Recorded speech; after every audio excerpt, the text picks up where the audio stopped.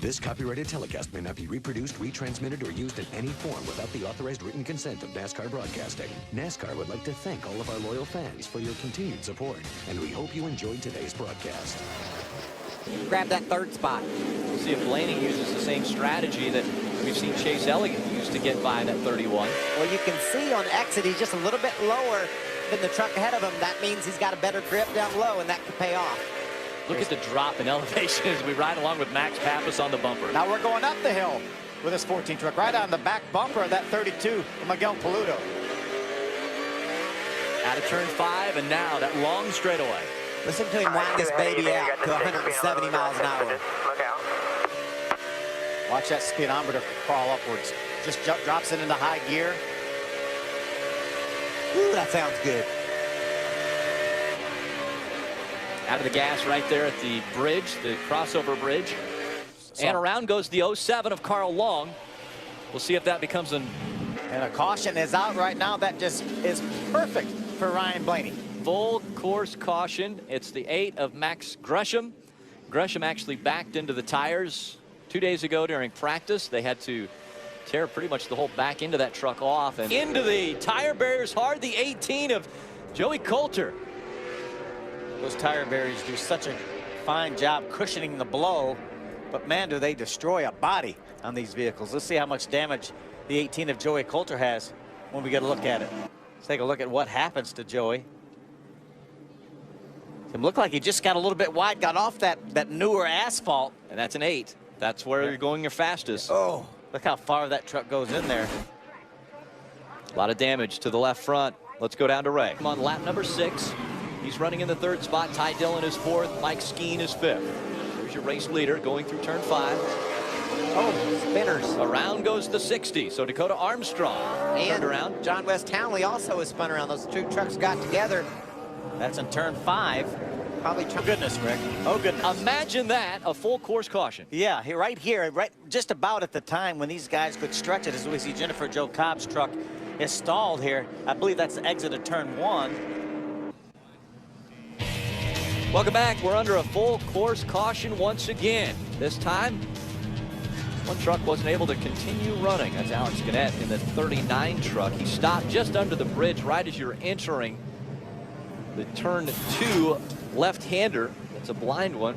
Looked like some smoke out of his exhaust pipes. Probably an engine problem for that number 39 Sport Check truck. The 4th all-course caution has come out. And this time, once again, the 98 of Johnny Sauter. So full course caution comes out for Sauter. He stopped on that long Andretti straightaway. Yeah, it's been about the 3rd time for Johnny. He was able to get it refired there a couple times to prevent the full course yellow from coming out, but unfortunately it was after they had put the caution out, and then Johnny was able to get it refired. And we just Watch this thing roll over. See it sparking over there on the left side.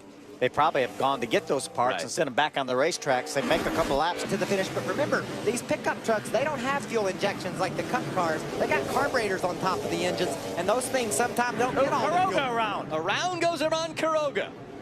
Let's see if he, turn if 5. he can get it refired. That may not necessitate a caution flag. We stay green. He has been able to keep it going. He's trying to get it going the right direction now. And you talked about it, Michael. They got for Max. He's going to get a good run down the straightaway. He's going to beat him down to turn 1. Into turn number 1. Pappas has a preferred line. Skeen trying to hang on to the position. That's a battle for 3rd. Pappas is going to take it away from Skeen. Nice job by Max. Under 2 laps of racing to go. Ty Dillon now with just a 2-truck length lead over Chase Elliott.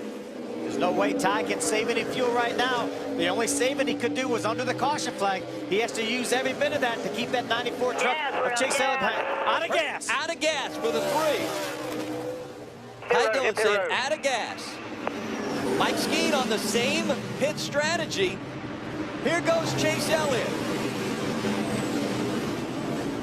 Trying to get up the hill will be Ty Dillon. For sure you're out of gas. It's running out in the slow corners. It's got 8 pounds going up the hill. Slow corners when that fuel gets away from the pickup. Stay out. especially in the left-hand corners. That's where he's most vulnerable. The pickup's over in that left rear corner. And his crew chief just said, stay out, stay out, stay out. They only have 1 lap to go, just over 2.5 miles. He's going to see if he can stretch it. We talked about strategy. Well, that's all out the window. It's just going for it now. He's really going to be vulnerable to the left-handers. Here comes Chase Elliott. He's got a good run going. White flag is out. One more time around. Chase Elliott looking to the inside. We heard Ray Dunlap talk at the start of the show about last lap pass on road courses. We could see one here. Ty Dillon drives away, though, as they head toward 3. That's that left-hander. That's where he would run out of fuel if he was going to run out. And now as they go into turn number 3, that right-hander, he still has the advantage over Chase Elliott. Wiggling that truck. Could be a little loose, could be looking for fuel. Continues to wiggle the truck as they go to turn 4. Another left-hander right here, turn 4. Ty Dillon is at the furthest point away from the start-finish line right now.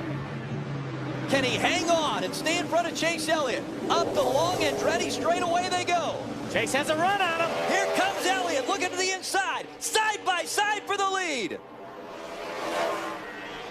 Elliott has the advantage, but they're door to door as they go up looking into turn number 8. Elliott can slide up. Or excuse me, Dillon can still slide has up. the inside line. He stays in front of the 94. Chase Elliott right on his back bumper. Through turn number 9, they go. Ty Dillon with the advantage. Elliott right on his back bumper. Look at the inside at 10. They make contact. Elliott spins the 3. The 3 into the tires. And Chase Elliott trying to hang on. Across the stripe he'll go. Elliott wins in Canada. Mike Skeen has spun around. Max Pappas around. Ryan Blaney as well. Coming through turn 10. Hockenbrough unofficially 2nd. Paluto is 3rd. Good job, bud. Good job. What an incredible finish. Chase Elliott will grab his first career win in just his 6 starts. And he got into the back of that 3 of Ty Dillon in turn 10. Nonetheless, what an outstanding run for Chase Elliott. Not sure what happened there.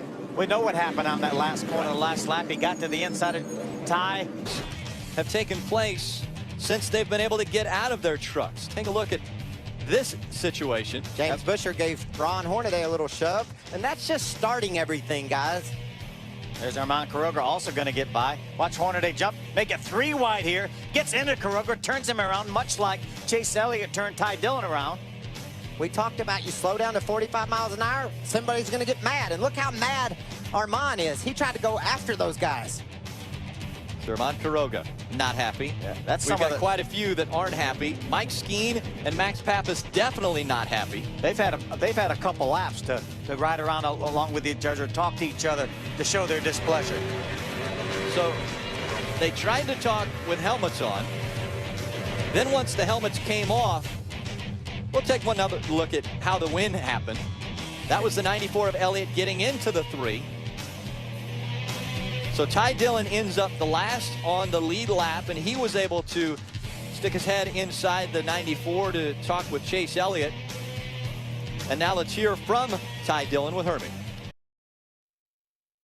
This copyrighted telecast may not be reproduced, retransmitted, or used in any form without the authorized written consent of NASCAR Broadcasting. NASCAR would like to thank all of our loyal fans for your continued support, and we hope you enjoyed today's broadcast.